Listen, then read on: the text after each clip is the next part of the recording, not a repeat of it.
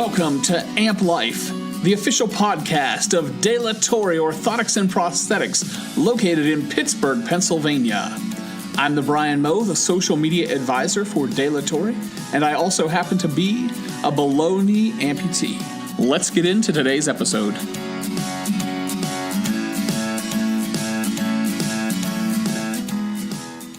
April is Limb Loss Awareness Month. Did you know that there are approximately 2.1 million people in the United States affected by limb loss? 507 Americans lose a limb every single day.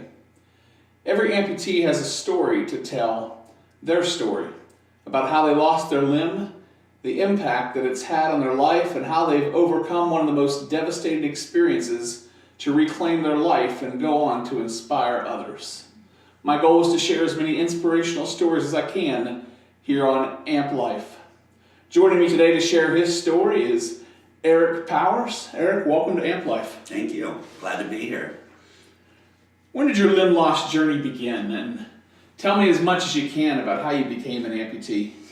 Well, I, like myself, unfortunately had a medical mishap. That was in September of 2004.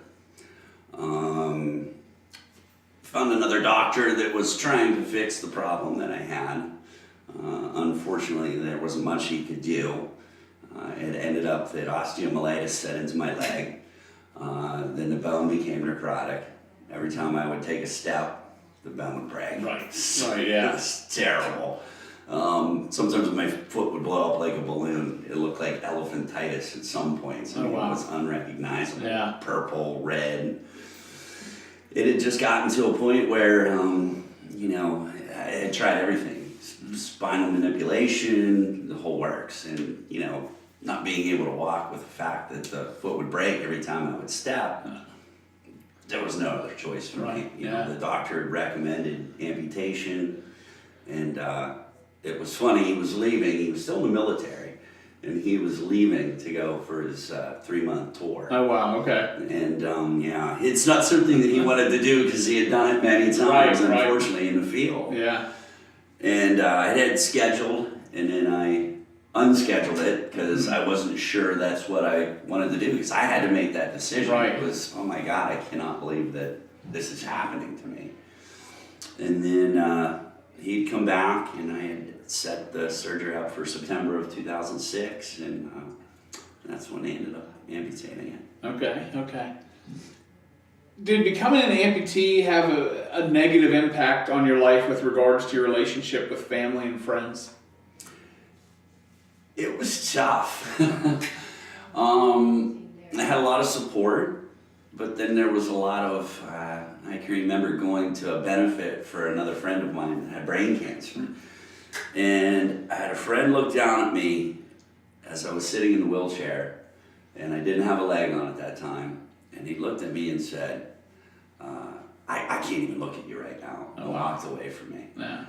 And, you find out who your real friends really are. Absolutely. When you go through these trials and tribulations. Yeah, absolutely. And that was, it was a bummer, but, I had to make the best of it. Yeah. So.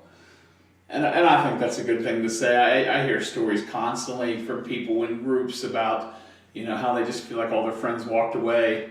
And one of the things, whether this is true or not, one of the things I started telling myself is, I said, maybe they just didn't know how to handle it. So they did the best they could. Whether that's true or not, or whether it's more reflection on them, I don't know. But I think maybe as a coping mechanism or something, I've thrown that out there to try to tell myself. How long was your recovery process? I thought that I was going to be getting my leg, but they told me about 6 weeks after.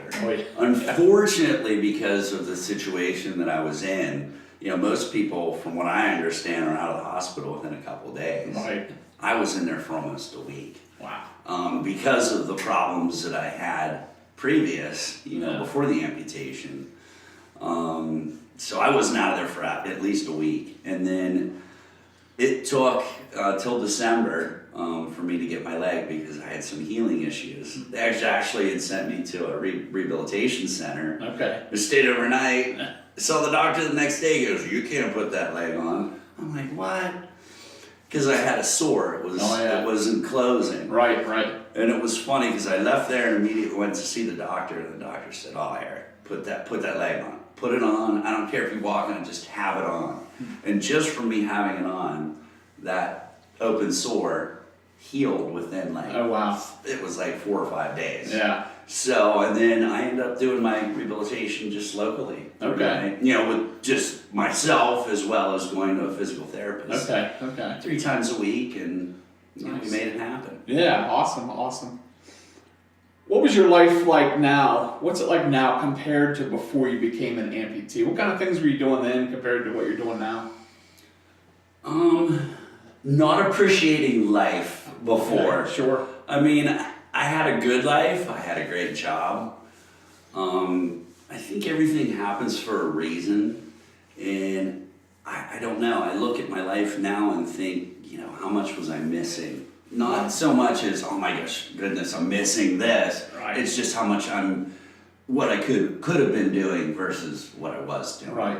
I mean, the opportunities and the things that, that I'm able to do now or even think about doing now weren't anything like what I was thinking about before. I mean, I had ridden a motorcycle before, go on vacation, things like that, but now it's like, man, I want to try this, I want to try that. I want to try to do as much stuff as I possibly can. Yeah, absolutely.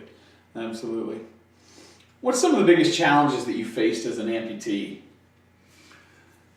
I guess the first and biggest one was riding my motorcycle, because I've been riding Harley since I've been 16 years old. Okay. And I had given up my motorcycle. I had a full dressed Harley, if you know, that's the big one, And man, I was bummed. I mean, that was my freedom. It was my release. It was my drug, let's say. Because it made me feel, I don't know, you get out in the open air and it's just like, wow, I need this. It's my therapy, I guess. Right. And it was for sale for 2 years. It wouldn't sell. And it was funny, I went up to see it or talk to them, and the one mechanic come out, and I totally forgot that he was a left leg below the knee amputee. Mm. And he looked at me and said, "Eric, I can ride any bike in here. You can ride your bike." Nice. He got that bike out, and he ended up putting a screw in for my downshift, because they call it a heel-toe shift. Yeah. And it stuck out maybe 3 or 4 more inches than what it normally would have. He said, "Go for a ride." I went for a ride. I said, "Clean that bike up, it's coming home with me." Nice. So that was, that was the greatest thing in the world, is being able to get back on that motorcycle. It weighed 1,200 pounds and be able to ride it again. Yeah, absolutely. One of the cool things that I picked up on when you came in this morning, we were talking about the sleeves for our prosthetic. And you had mentioned to Drew about having a gray sleeve and a black sleeve, and I just kind of threw in, always order me black, but I never thought. Tell me, why do you like having a gray sleeve sometimes? I have a buddy. He's the greatest guy in the world. He knows. It seems like every bus driver, every tour promoter, every tour manager, and I can't tell you how many sleeves. That the reason I get them gray is because I get them signed. We meet everyone. Right, yeah. I have a full drawer of gray sleeves just signed by, you wouldn't even believe it. I had Nicky Six from Motley Crue put a little martini glass on it Nice. when he signed it. Nice. I've met Zach Wilde, who used to be the guitar player for Ozzy and his own band, Black Label Society. I met the band, they're called Hell Yeah. The drummer, Vinnie Paul, used to be with Pantera. Yeah. He put a little cross drumstick Nice, on my nice. leg. It's funny, because they just think it's the coolest thing in the world when they see this amputee guy coming in there going, "You want me to sign your leg? That's great." And it started, where it started too, is there's a band called Hatebreed, and the singer, Jamie Josta, doesn't have a thumb. Okay. And I met him a week before my amputation. Oh, wow. And he sat there and was counseling me about how, hey, I write all my songs and play the guitar with no thumb on his left hand. Oh, wow. And that goes on the neck of the guitar. Right, yeah. He goes, "I know it's not a leg, Eric, but," he goes, "I just want to give you that motivation to know that everything's going to be okay." And I've talked to him and hung out with him. Every time he comes to Pittsburgh, I always get together with him. Nice. And, you know, first thing he asks me, "How you doing? You back on your motorcycle? How's that?" The first time I saw him, that was the first words out of his mouth. So, Sure. pretty cool. Yeah, definitely.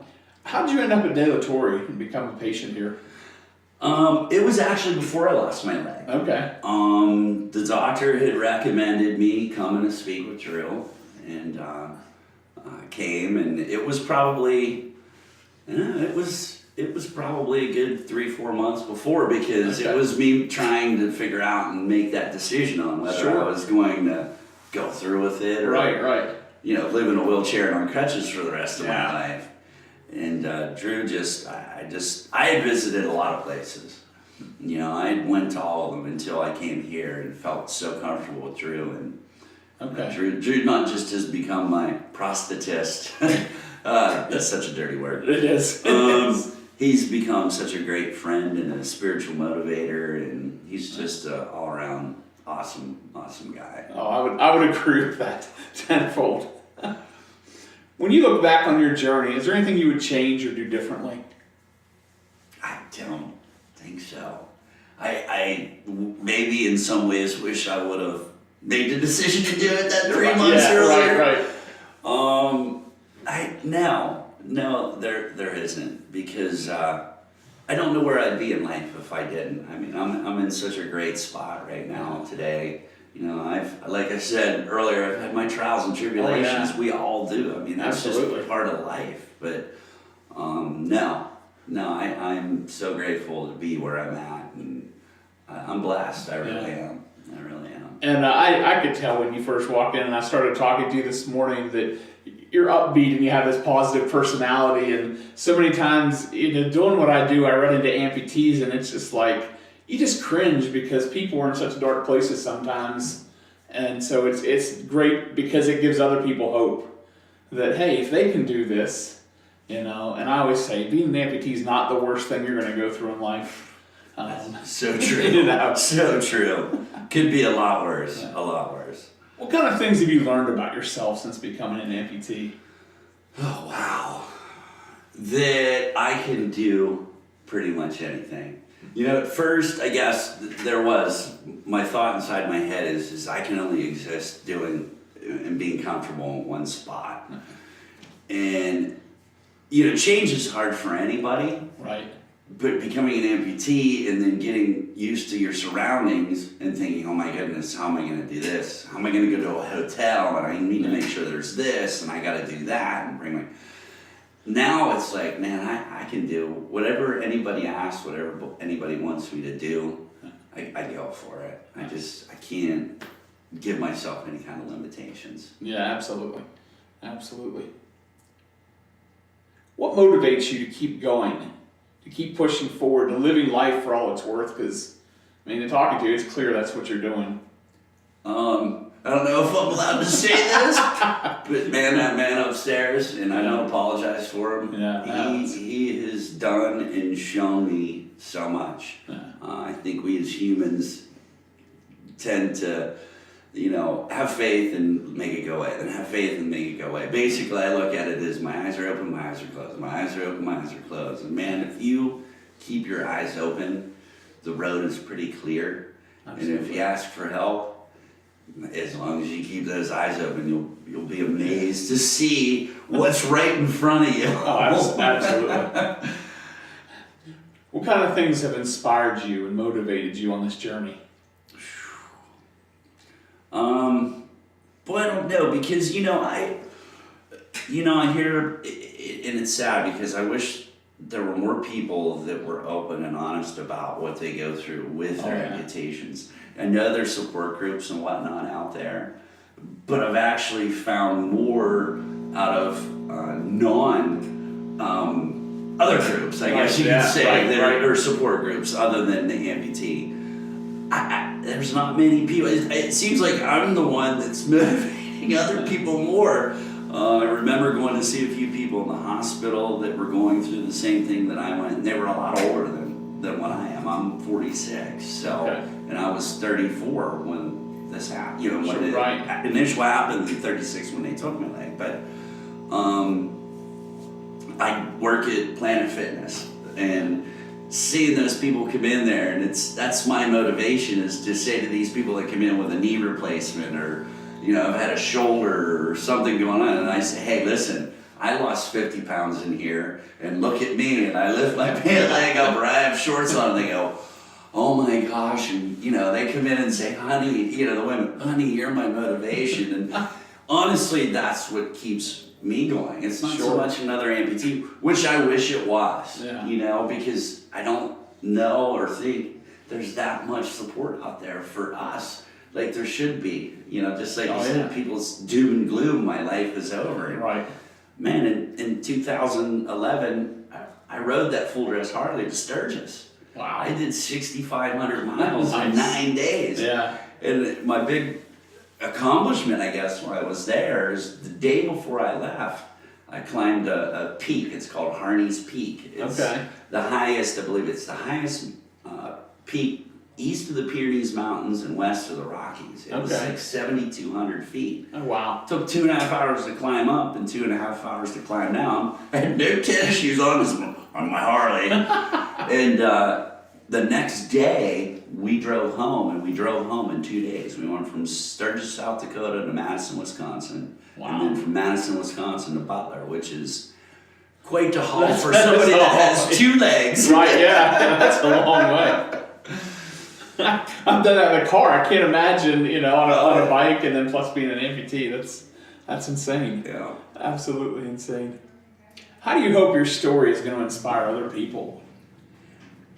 I just want other people to know, well, first off, the people that aren't amputees to know that we're out here, Yeah. And especially for family, just to support us, to be there, to know that, it's not something you're just ever going to just get over. Because every morning you wake up, and sometimes you see that leg sitting there, and you might be sore, or it might be hurting or whatever, and you're thinking, oh gosh, I've got to do this again. So be there to support us. Yeah. And for other amputees, man, just go for it. You don't have anything to lose. There are a lot of other people that are definitely worse off than what we are. Yeah. And man, I don't care, 1 leg, 2 legs, whatever you have, you can do anything you absolutely want. Yeah. What's something you wish the general public knew about amputees? That we're people. We're not, I sometimes make fun, and I shouldn't. And I think we joke around with each other, because there's like a guy that comes into the gym that he's got no left arm. Okay. So he's got no left arm, I have no left leg. And he goes, yeah, we're always going right, Eric. And, I think maybe people get mortified by hearing us joke around and calling each other, you cripple, or blah, blah, blah. But you know what? We're people. And you know what? If we have that support from everybody else to know that, man, there's people out there that are helping us, and we need them to look at us to say, hey, we're human, and we can do what you can do. Right. Have you had those experiences where you feel like people in society, non-amputees, look at you as though you're less than human or less than a person? No. I'm divorced. We were talking about that before we started this, and I'm not faulting anybody, but sometimes it was like maybe there was a little bit less sympathy for me at that point in time, and I've been dating a girl now for almost 5 years, and we bought a house 3 years ago, and the biggest thing that she said to me that really gave me motivation was, Eric, I don't look at you as a person with no leg, I look at you as a whole person. And that's what we are. Yeah. Just because you might not have an arm, you might not have a leg. I think the biggest thing when it happened to me is I have 2 daughters, and they were in elementary school. And because I wasn't working, would go into the elementary school and help. And those kids today, seeing them now, because a lot of them come into the gym, I think they've learned to appreciate and know how to treat somebody that has a disability. They don't look at it as, oh my God, that's scary, that guy doesn't have a leg. Like you're walking through Walmart and you're like, did you see that guy? Even though I'll do that, but then I'll go up to him and say, hey, look, I don't have one either. I don't know. It just treat us like humans. We're people. We're whole. Right. You know, we're no different. Okay, so you don't have I had a buddy that doesn't have a finger. He says, "Oh look, we match. We're brothers now." It's like, oh my God, dude. Yeah. But I'm sorry, I'm going off the beat. Oh no, that's fine. That's fine. I love life. Life is way too short, and when you're given opportunities to allow yourself to grow and become who God really wants you to be, right, man, go for it. Yeah. You know, go for it. Have you had those instances where, and I've had this happen, and you hear these stories, where someone, they haven't, rather than asking you, hey, you know, what happened, or, you know, how'd you lose your leg, where they would be like, oh, thank you for your service. Oh yeah, I've had that a couple times, and of course I immediately shut that down. Yeah. You know, I don't take that honor. I was not in the military, and I will not even go there. You know, Right. I said, yeah, you know, if oh, were you in the, you know, were you in the military? And I said, no, I guess my accident was caused by a medical mishap. Yeah. I say it in other terms sometimes, and they get a big kick out of it. But no, I mean, I get a lot of people that come to the gym. Hey, you know, do you mind me asking what happened? Yeah. And I'll tell them. You know, I'm not shy. It's, hey, you want to ask? Go for it. I mean, that's the way that you're going to learn. Other people that aren't in my situation are going to learn. Don't feel sorry for me. Be my friend, and let's have a good time at what we're doing and live life. I think one of my favorite experiences so far has been, I was at the vet's office one day picking up my dog's medication, and the lady that was waiting on me, she said, I can't believe how happy you are for an amputee. And I didn't say, I'm like, life is great, you know, I'm happy. I said, I'm just glad to be alive. And I think there's those, you know, people expect us to be doom and gloom and miserable and not living life. That's absolutely correct. You know, they're just like, oh, well, you should just be sitting around watching TV and you know, doing nothing with life. Yeah. Tell us what happened on CSI today. You know. Yeah. How was the Price is Right? Yeah. No. One of the things that I see happening in the amputee community almost on a daily basis, and I kind of mentioned this a little bit, but I see a lot of negative self-talk amongst amputees. Too many amputees that believe that losing a limb or even multiple limbs is somehow the end of their life. We know that's not true, but what advice or encouragement would you have for other amputees? Oh, man. I did think it was the end of my life when it happened. Oh, yeah. I mean, it was really, really hard. Especially where, you know, I don't know. People say, well, you know, if it was an accident, do you think that you would have felt differently because you woke up and then it's gone and you didn't have to think about it? I mean, I had a lot of time to think about, gosh, I'm making this decision for somebody to cut my leg off. Right. Man, it's not doom and gloom. We just have to think about how much worse our lives could be. There's people that are dying that are, you know, I have a friend right now that had esophageal cancer, and it is now all through his body. Oh, wow. This guy will stay up all night long and play video games because he's so afraid to fall asleep because he doesn't think he's going to wake up. Oh, wow. So, you know, look where I could be, and I always say, there goes I. I see, you know, I was just talking to somebody out in the waiting room and had a stroke, and it's like, man, you know, how could you, you know, there goes I could be me. And it's like, I'm given an opportunity to be able to live life any way I want to live it. Right. You know, the choice is mine. And, you know, it was depressing at first. It really was. And then you just, I don't know. It's that thing. My eyes opened up and it's like, okay, wait a minute. Am I going to sit here and wallow in my own crap? I guess is a good word to use. I use another term. Yeah. Or am I going to get up off my butt and do something with my life? And that's, you know, as we were saying before we started, I had already made a decision to go back to college. Right. When this happened, and I ended up finishing a bachelor's degree in 2 years. Oh, wow. You know, and I had just learned to walk in 1 year. So there was a lot of stuff that I guess in a way pushed me in that direction because instead of me sitting there being able to wallow for a Yeah. year or 2 years, it was like, okay, you're going to school, so you don't have much of a choice. You got to get this ready and you got to get moving. And, Yeah. I had initiatives, I guess, that helped me. And I realized some people don't have that. And I hope maybe in some way I can touch somebody else's life. I mean, that's what it's all about, is it's giving it back. It's not keeping it. Right. If you don't give it away, what are you going to get out of it? Exactly. Yeah. And yeah, I hope there's somebody out there that's listening. I don't care where you're at, man. They can call me, they can call you, get a hold of you, get my number. I'd be more than happy to talk to them and say, hey, look, let's go, let's do something. Right. I'd love to see the world, Yeah. But sometimes it is one day at a time. It's that serenity prayer of, understanding what I can change and what I can't, and knowing the difference. Right. That's Absolutely. the big thing. Yeah. I think one of the things I quickly learned after my amputation was that I'm not an octopus. This isn't growing back. Right. And you got to, you got to learn to adapt. And I think a lot of people, especially, in situations like ours, where, you end up dealing with infections, a lot of people don't realize it was this or die. It wasn't, oh, maybe I just can't walk because, I was in an accident and something's mangled now. It's, if we don't do this, you're going to die. And I would much rather be alive than not.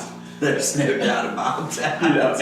And so I think that a lot of people they don't understand that. And you were pointing out before we started your scars where you've had PICC lines. Mm-hmm. And sometimes I tell people, it's kind of like my badge of honor. Because I could just, like, my wife's like, I know, I've seen them, because I'll be sitting there, look, I've had 13 PICC lines.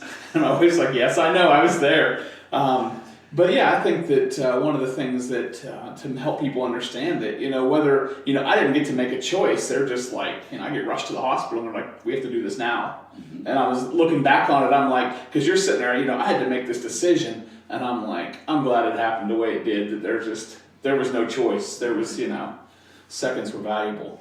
And that, how did kids react? You run into little kids and that see your leg and... Oh yeah, like I said, I used to go to the school to help out with that. And a lot of, if I see a little kid, we're talking, when I know when we moved into the neighborhood, there was a couple little kids and they'd see me with my shorts on and I have my leg out. And I'm like, God, look, I have a robot leg. Well, it's funny you mentioned that. I was at the Y one time and this little kid, 3 years old, 4 years old maybe, comes up to me and says, look, Dad, he has a robot leg. And Dad's like freaking out. I'm like, no, it's fine, it's fine. And so one of the things, a kid asked me one time, I was at the Y swimming, and he said, did a shark eat your leg? And I said, no, but I said, there is an octopus in the deep end of the pool. So I said, you need to watch out. And sometimes there are people like my mother-in-law be, oh, you shouldn't lie to kids. But I'm like, if I sit there and say, well, this is what happened, they're going to be like, huh? Yeah. They haven't had science and biology and, right. to know. So try to make it entertaining for them, to say the least. One thing I always like to ask amputees based my experience is different than yours is different than mine, and everybody's. We all have. The first time when you put on that leg to walk, what was that like taking those first steps? Exciting. Yeah. I had, like I said, I had been in a wheelchair and on crutches for 2 years, 2.5 years basically. And to be able to get that on and know that I was, by doing this and the rehab and all, it was going to give me my freedom back. Yeah. I was going to be free. I was going to be able to go and do exactly what I wanted to do. And I used to have season tickets for the Penguins. Okay. And it was at the Civic Arena. Yeah. And it was cool. We had a skybox, so it was nice. When my leg was amputated, I could set it up on the little counter, TV, and order food from the phone. But I'll never forget that first time I had that leg on, and I walked in, and we parked where the Penguins parked. Okay. We had some issues, and the Penguins ended up letting me park there. It was a long story. But anyway, to see that woman, she was one of the security people for that lot, and she was in tears when I walked up in there with that leg on. Yeah. And that was the coolest thing, because that's how it felt to me. It was that relief just to be upright and to be free. Sure. I hope that makes sense to a lot of people that are an amputee, whether it Right. be an arm or a leg, but it's especially a leg because, man, you don't have that leg, you can't walk. And that, to me, this is my freedom. This is Yeah. this. It should just say free right on, right on the front of it. Yeah, absolutely. True. Absolutely. Eric, it's been a pleasure talking to you today, and I certainly appreciate you taking time out of your day to share with me about your journey as an amputee and joining me here on Amp Life. It's been fun. Oh, it's been my pleasure. Thank you. Thank you. You've been listening to Amp Life, the official podcast of Dilatory Orthotics and Prosthetics, located in Pittsburgh, Pennsylvania. If you've enjoyed today's episode, leave us a review on iTunes or give us a like on Facebook.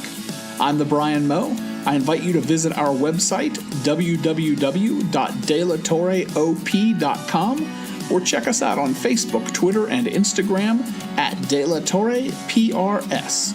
Tune in next time for another episode of Amp Life.